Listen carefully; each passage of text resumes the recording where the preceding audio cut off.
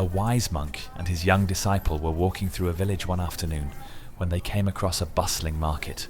The monk suggested they take a break and observe the people around them. As they walked, they first noticed a man speaking to a nobleman, weaving an elaborate tale of how he had been robbed of all his money by a thief. Moved with pity, the nobleman offered him some money to help. But soon after, others discovered the story was false, and the man's reputation was ruined. The disciple watched as people whispered behind the man's back, avoiding him with distrust. "That is the consequence of lying," the monk said quietly. "A lie may bring short-term gain, but in the end it destroys trust and peace."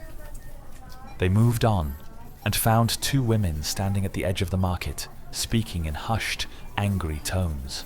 Each had spread rumors about the other, and people nearby began to take sides, arguing and turning against one another, dividing friends and family. The disciple watched as this divisive talk fractured the harmony of the community. "This," the monk said, "is the result of divisive speech. It separates hearts and sows discord." Further ahead, they passed by a man shouting angrily at his young apprentice, hurling insults over a small mistake.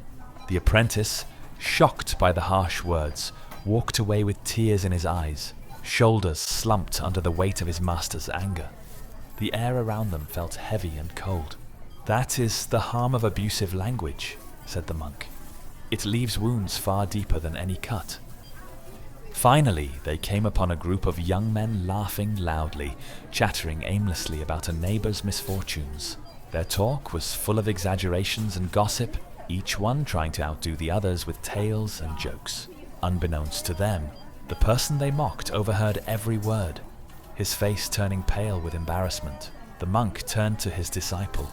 "This is idle chatter, words without purpose that bring unintended pain." The disciple nodded slowly, his eyes opened to the subtle yet profound impact of careless speech. "Remember," the monk said, placing a hand on his shoulder, "true wisdom lies in choosing words that are timely, truthful, gentle, and beneficial. If your words cannot meet these qualities, it is wiser to remain silent."